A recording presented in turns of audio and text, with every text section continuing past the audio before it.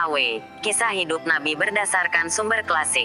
11. Perjanjian Kehormatan. Setelah selesai berdagang di Suriah, Abu Talib kembali ke Mekah bersama kemenakannya, yang melanjutkan lagi hidupnya seperti sebelumnya. Meskipun demikian, Abu Talib melihat Muhammad, seperti halnya Abbas dan Hamzah, telah terlatih dalam menggunakan senjata perang. Hamzah ditakdirkan menjadi lelaki yang tinggi besar dan sangat kuat. Ia menjadi ahli pedang dan jago tempur. Postur Muhammad dan kekuatannya sedanglah ahli dalam memanah, dan sangat berbakat menjadi seorang pemanah ulung, seperti nenek moyangnya, Ibrahim dan Ismail. Kekuatan utamanya dalam keahlian ini adalah ketajaman pandangan matanya. Ia memiliki reputasi dapat menghitung 12 bintang dari konstelasi Pleiades. Pada tahun-tahun tersebut, kaum Quraisy tidak terlibat dalam pertempuran manapun kecuali konflik hebat yang terjadi secara sporadis dan sebentar-sebentar. Perang tersebut dikenal sebagai perang melanggar kesucian karena dimulai pada salah satu bulan suci. Seorang Kinanah yang tak bertanggung jawab membunuh seorang lelaki, Amir, salah satu suku Hawazin dari Najd. Orang itu lalu melarikan diri ke dalam benteng kota Khaybar yang kukuh. Peristiwa itu terus berlanjut sesuai dengan pola kebiasaan di padang pasir. Kehormatan menuntut balas dendam. Karena itu, suku pihak terbunuh menyerang Kinanah sebagai suku pihak pembunuh, dan Quraisy ikut terlibat sebagai sekutu Kinanah. Konflik tersebut berlangsung selama 3 atau 4 tahun, kendati yang benar-benar bertempur hanya 5 hari. Pada saat itu, pemimpin Bani Hashim adalah Zubair, saudara kandung ayah Muhammad, seperti juga Abu Talib. Zubair dan Abu Talib membawa serta keponakannya dalam salah satu pertempuran tersebut. Tetapi, mereka menganggap Muhammad masih terlalu muda untuk ikut bertempur. Maka, ia hanya diizinkan membantu mengumpulkan panah-panah musuh yang meleset dan memberikan kepada pamannya agar dapat digunakan kembali untuk menyerang. Namun, pada salah satu pertempuran, di mana Quraisy dan sebalik, tanda seru, kutunya mengalami hari yang paling buruk, Muhammad diizinkan untuk menunjukkan kemampuannya sebagai pemanah, yang kemudian dipuji karena kehebatannya. Perang itu mendorong tumbuhnya perasaan tak puas di hati setiap penduduk terhadap hukum padang pasir.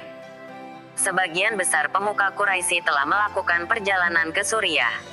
Mereka menyaksikan langsung bagaimana keadilan ditegakkan di kerajaan Roma. Demikian juga di Abisinia yang meraih keadilan tanpa harus melakukan pertempuran. Namun, di Arab tidak ditemui sistem hukum, di mana korban kriminal atau keluarganya bisa mendapatkan ganti rugi.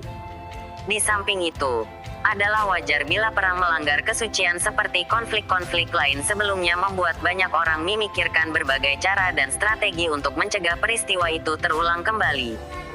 Namun, kali ini hasilnya lebih dari sekadar pemikiran dan kata-kata. Sejauh menyangkut orang Quraisy, mereka kini bersiap-siap untuk bertindak, dan rasa keadilan mereka diuji dengan peristiwa memalukan yang terjadi di Mekah pada minggu-minggu pertama setelah pertempuran berakhir. Seorang pedagang dari pelabuhan Yemeni di Zabit menjual barang-barang berharga kepada seorang terkemuka dari Bani Sahim. Setelah mengambil barang-barang tersebut, orang saham itu tidak mau membayar harga yang dijanjikan. Pedagang yang dirugikan itu seperti yang diketahui persis oleh pembeli yang curang itu adalah orang asing di Mekah dan tidak memiliki teman atau pelindung yang dapat dimintai bantuan. Namun, ia tidak takut terhadap perlakuan curang orang lain.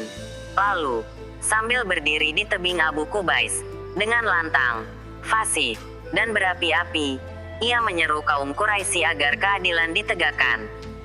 Tanggapan segera datang dari kebanyakan kabilah yang tidak memiliki ikatan persekutuan dengan saham. Quraisy menghendaki semuanya agar bersatu padu tanpa memihak pada salah satu kabilah.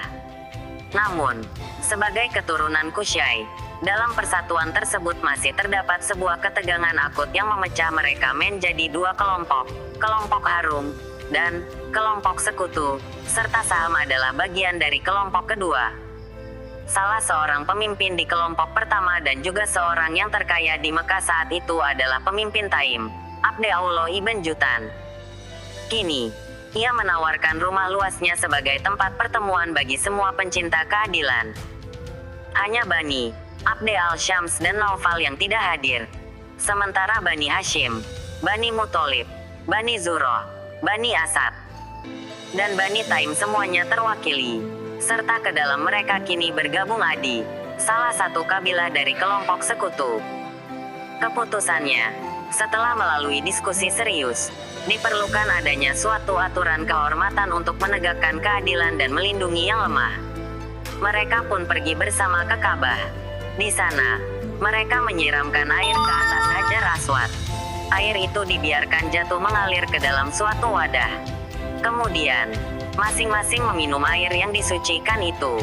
Dengan meletakkan tangan kanan di kepala, mereka berikrar bahwa setiap terjadi kejahatan di Mekah, mereka akan bersatu padu menegakkan keadilan, melawan pihak yang menganiaya, dan membela pihak yang teraniaya, tanpa memandang mereka berasal dari Quraisy atau dari luar kota.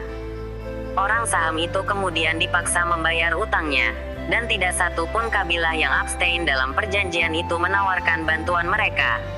Bersama pemimpin Bani Taim, Zubair dari Bani Hashim merupakan salah seorang penggagas aturan ini.